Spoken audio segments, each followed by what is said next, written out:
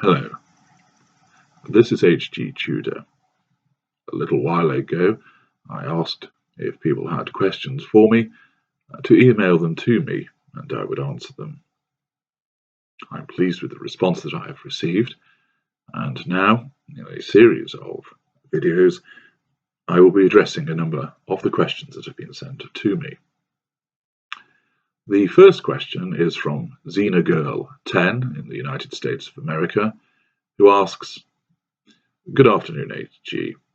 How do I get the narcissist to move out of my small town? This town is not big enough for the two of us." Well, Xena Girl, apart from the fact that you are not in a position to rustle up a posse to drive him out of town, the most effective way to get a narcissist to move out of a small town is to expose him. His reaction will be dependent to some extent on the type of narcissist that he is, whether he is lesser, mid-range, or a greater. But generally speaking, the narcissist will, of course, have a number of sources. The primary source for the bulk of his fuel needs, a number of secondary sources, and also tertiary sources. Mid-range and greater narcissists have larger fueled networks. Lessers have the smallest. What tends to happen, however, in a small town where people generally know one another, is that if the narcissist's behavior is exposed in a way that he is unable to counter through his smear campaign, accordingly, you will need to ensure that your smearing of him gets in first without him having a chance to respond to it and avoiding the fact that he might be tipped off by somebody. If you are able to tell everybody what he is, and they accept that, then there is a very good chance that this wide exposure will mean that he will not only feel significantly wounded, and this will ignite his fury, it will also mean that he becomes rather wary of those around him in terms of being wounded further. The initial wounding that takes place when he realizes that he has been exposed may actually cause him, particularly if he is a lesser narcissist, to lash out at those around him with heated fury. Thus he shouts, breaks things, attacks people. This, of course, works against him, as this demonstrates to those who are observing that what you have said about him is true. A mid-ranger is more likely to try and seek the sympathy and pity of people and get them on side, but if they have been significantly turned against him already, he will find this will not work, and therefore this risk of additional wounding causes him to avoid dealing with these people. A greater narcissist will motivate himself with significant energy and charm in order to counter your exposure. It is also likely that as a consequence of his networks, he will hear at an early stage what you are doing and put in place his own smearing of you to counter it. Accordingly, trying to expose a greater in this way is much more difficult. Essentially, however, if you are dealing with a lesser or mid-range narcissist, you need to look at exposing them. Obtain independent evidence, speak to the people that you can trust, rely on those people to disseminate that information to other people, and as news spreads, eventually the narcissist will learn of this.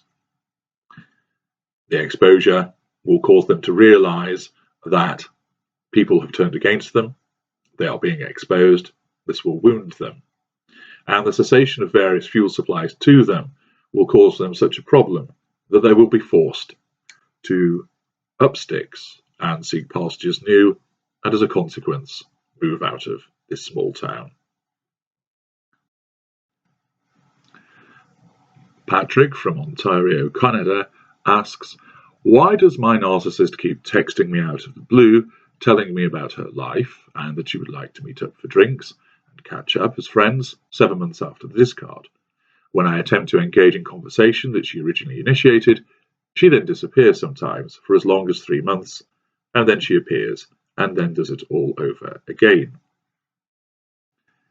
In this instance, Patrick, following the discard, She obviously found a new primary source, assuming that you were her primary source in the first instance. 7 months have elapsed, and she has begun to devalue the current primary source. This means that she is looking for a replacement. When we do this, we will look at new people and make them our intimate partner secondary sources with a view to potentially promoting them, but we will also return to previous primary sources. The reason we return to these previous primary sources is that we have invested in them before, we know about them, and it appeals to our sense of power that we can look to draw them back into our world. Accordingly, what she is doing is that she is engaging in benign Hoovers. These are benign follow-up Hoovers, and she gains fuel from your response. It also tells her that you are susceptible to her approach, and because you reply to her, she knows that she has a degree of control over you.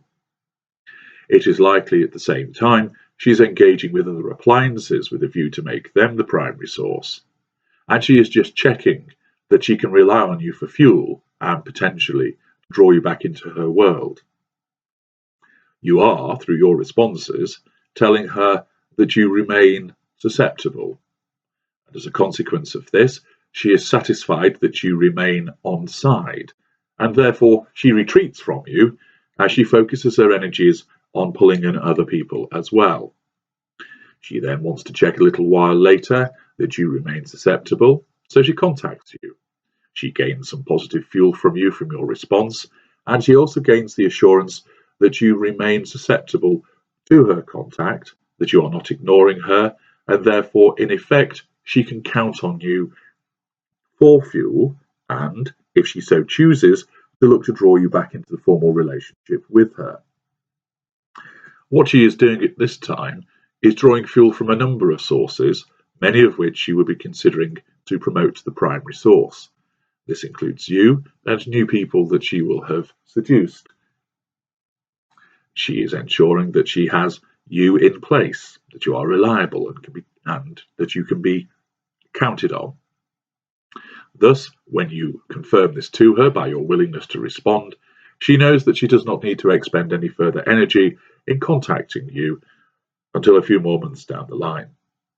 The simple way to deal with this is that when she does text you, it's for you to ignore it. She gains no fuel, she may try harder to contact you, keep ignoring her, and then eventually she will realize that she is not gaining any fuel from you, that you are now an unreliable prospect of fuel and unlikely to respond to her overtures, and she will focus her efforts elsewhere. The next question comes from SK in Canada. Hello HG, thank you for continuing to make your excellent recordings, for working on your blog and for writing your beautiful books for our education and aesthetic pleasure. You're very welcome, SK.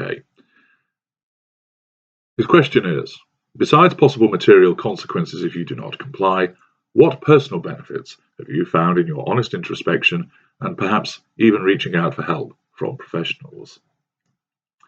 SK is referring to my ongoing treatment and engagement with the two individuals who I refer to as the good doctors.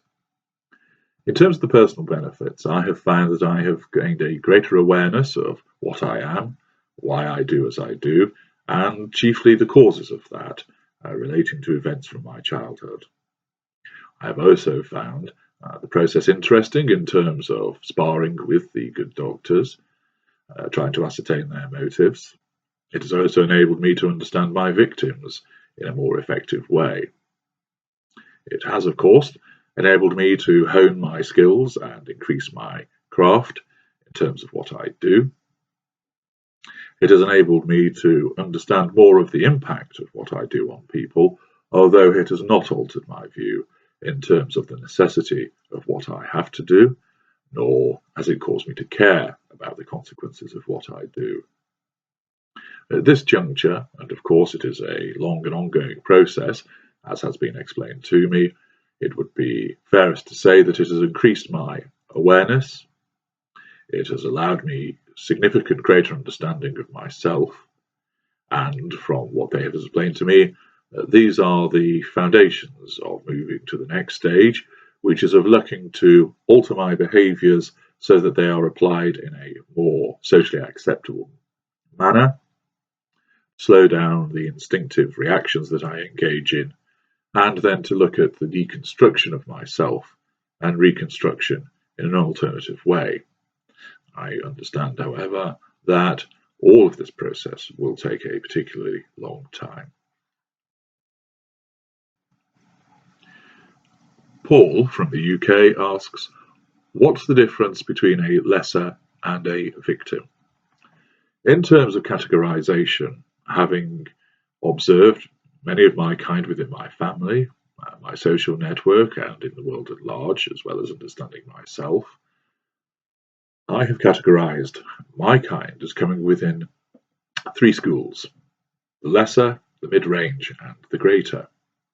There are also subdivisions within each school. So, for example, one has a lower lesser, a mid-lesser, and an upper lesser. I will be writing books detailing each of these schools of narcissism. However, essentially, the lesser victim has a lower cognitive function, has a low control threshold, rarely uses charm, tends to have a greater reliance on physical violence. The mid-range narcissist, which some people might describe as a covert narcissist, behaves in a much more passive-aggressive way. Greater use of silent treatments, cold shouldering, has some degree of charm, has a greater cognitive function than the lesser, acts mainly through instinct, but there is some degree of calculation. Both the lesser and the mid-range have no awareness of what they are, nor can they recognize their own kind. The greater is extremely calculating, has awareness of what he or she is in terms of behaviors, even if they do not know the exact label for their behavior. Cold, calculating, extremely charming, often very successful, and with a greater cognitive function. There are considerably much more detail that I could provide with regard to the differences between these 3 schools of narcissism, which would take a considerable amount of time to describe. But in essence, those are the main things, and there are some videos which provide more detail in that regard. I also talk of the cadres of narcissists. Somatic, which are those which are interested in materialistic things, looks, going to expensive restaurants, driving a nice car. Cerebral, who place greater emphasis on the mind, intellect, social charm. The elite, which is a combination of somatic and cerebral, and the victim narcissist.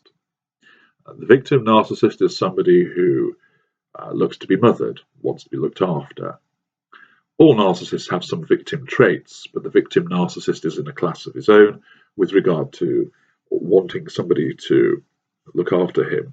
He often has mental health issues aside from the disorder of narcissistic personality disorder.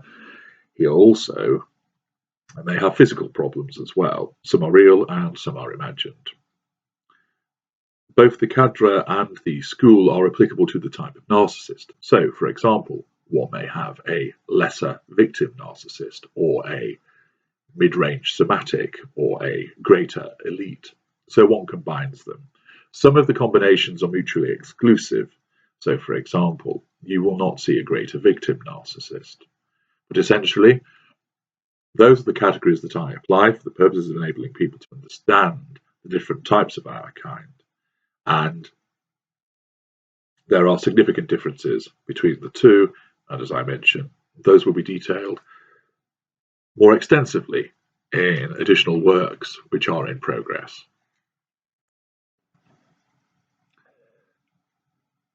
Terry asks the question, when you discard somebody, do you know you will likely hoover them again, or in your mind are you done? This again depends on the type of narcissist. A lesser and a mid-range narcissist, when somebody is discarded, regards them as effectively deleted. They are a malfunctioning appliance, and therefore the narcissist has no need to deal with them ever again. Of course, When that individual is discarded, the narcissist has a new primary source, who they are infatuated with and who is the focus of all of the attention of the narcissist. Accordingly, the lesser and the mid-range have no interest in hoovering the discarded individual, and for all the narcissist cares, the person that has been discarded may as well not exist. The greater narcissist adopts a similar approach that recognizes that there may be the possibility of hoovering in the future, but this is not something that is at the forefront of the greater's mind. With all of our kind, we are infatuated with the new person that we've installed as the primary source. We regard them as the one, the person that is going to provide us with the delicious positive fuel that will sustain us, and that this person will not let us down. Accordingly, we engage in the embedding of them as our primary source and the continuance of the golden period. The hoover, of course, only occurs with regard to the discarded individual if the following happens. First of all, if the discarded person tries to contact us when we are engaged in a golden period with our new primary source. Initially, they may be rebuffed politely, but because we regard the discarded person as a malfunctioning appliance and therefore treacherous and a traitor to us, they have been painted black. Therefore, if they keep appearing, they are essentially making a nuisance of themselves during the golden period with our new appliance. Therefore, the old discarded appliance will be subjected to malign hoovers. We want them to go away. We are wary that they may well spoil the new golden period that we are engaging in our new primary source. Consequently, we want the old discarded appliance to stay away. They are a troublemaker. They are the crazy one. That is why they are smeared. And if they keep trying to contact us, they will be subjected to malign hoovers. We want them to stay away. Later, when the new primary source is being devalued and we are looking to find their replacement, we of course consider the old discarded appliances. That is when there will be benign follow-up hoovers, either to draw fuel or to draw fuel and cause that person to enter into the formal relationship with us and being reinstated as our primary source.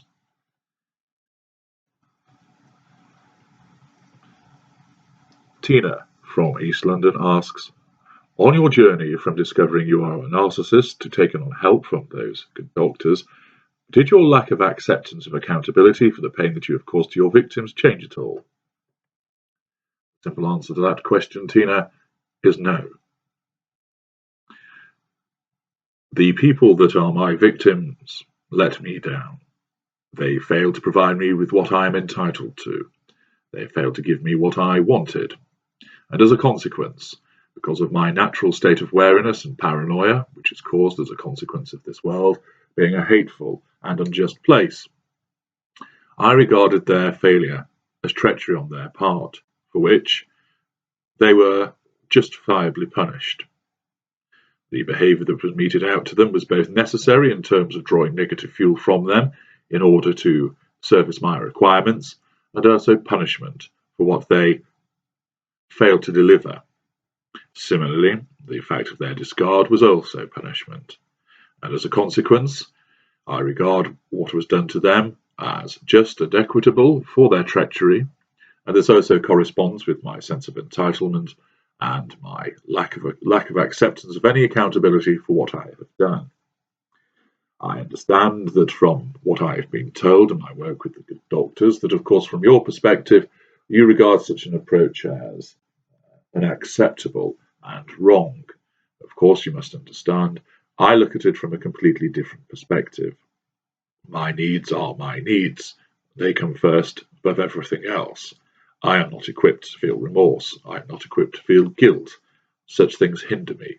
Therefore, as a consequence, I have no concept of being accountable for all my actions, and even though I have engaged in the treatment with the good doctors, it has not altered my stance with regard to feeling any guilt, accountability, or remorse for what I have done. Those actions were required. I took them, and those that failed me, the outcome that they suffered was justifiable.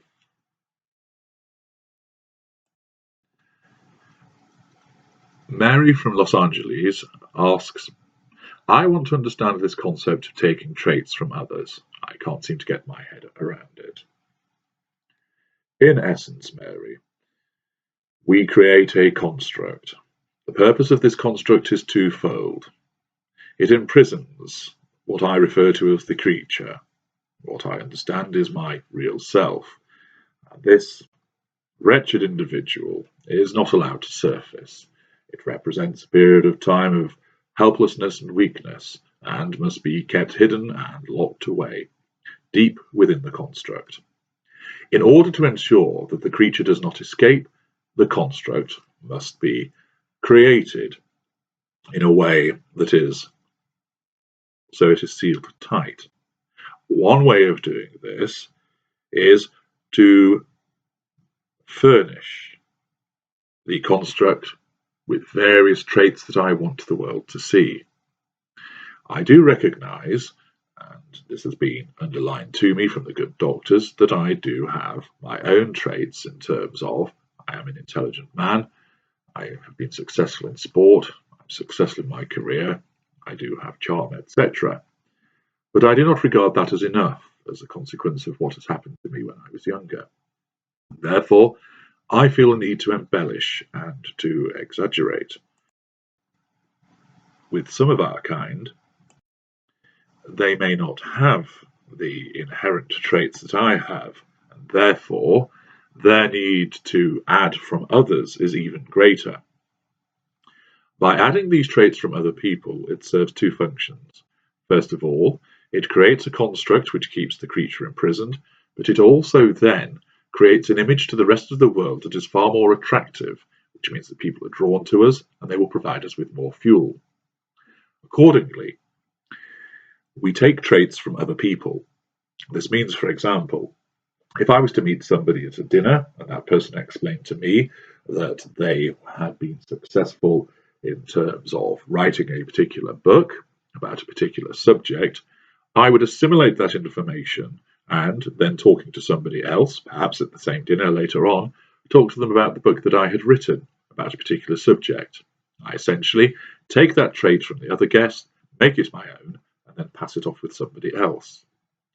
When I take that trait, that adds to the construct. Therefore, the false self that has been created becomes better. Thus, the real self is kept hidden and locked away.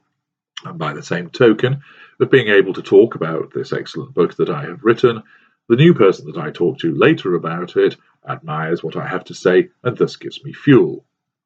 Accordingly, I might utilize the fact that one of my friends holds the record for the 100 meters, and I pass that off as my own. It might be that I utilize somebody else's success in business and pass it off as my own.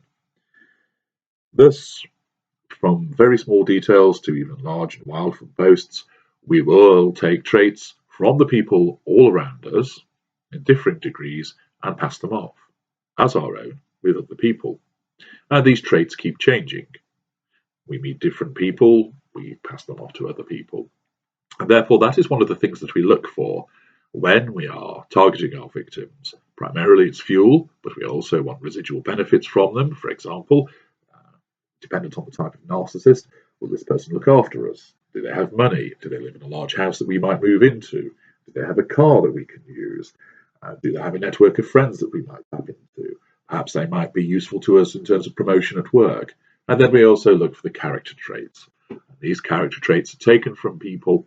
So if you imagine it as stripping away a shard, a segment or a fragment from somebody else, and then placing it onto a frame that we've created until there are lots and lots and lots of these shards and segments that creates the construct.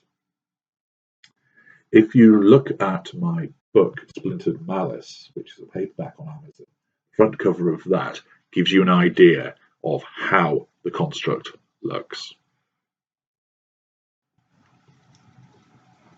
M3 asks the question, when discovering my husband's infidelity, he discarded me by saying he had never loved me. Then he asked me for the divorce, and immediately after he suggested to be remarried again. So essentially he seemed to hoover very soon after the discard. Why was that? The sequence of events is as such. You discovered your husband's infidelity, and as a consequence, the manner in which you reacted caused him to decide to discard you. It may well be that your exposure of his behaviour and to other people caused him to regard you as unreliable. You may well then have also stopped providing him with the fuel that he wanted. More likely than not, however, I suspect that your discovery of your husband's infidelity actually coincided with him deciding that the new primary source that he was courting, namely the person that he was being unfaithful with, had reached a point where he could embed her. And that meant it was time to discard you. So I suspect that your discovery was entirely coincidental, and he had decided that because the new prospect was sufficient for his fuel needs, etc., it was time to discard you. He obviously then asked for the divorce, presumably because he wants to marry the new primary source and also to cause you further pain. However, his suggestion that he wanted to remarry you again is for one of two reasons. The first, and the more likely one, is that he decided that he wanted to cause you further torment by getting your hopes up again and to draw further fuel from you. Alternatively, the reason why he did this was that the new primary source that he thought was embedded was either not embedded and for some reason left him, or he discovered that the new primary source was not as effective in terms of the provision of fuel, residual benefits, and character traits as he thought, and he had made a mistake. And therefore, he regarded the new person as somebody that was not going to be as reliable. Consequently, this created a fuel crisis for him, causing him to turn back to you to try and hoover you back into the formal relationship. So it seems to me that what is likely to have happened is that he has made an error, lost in some way through choice or escape the new prospective primary source, and therefore, as a matter of urgency, he has had to return to you.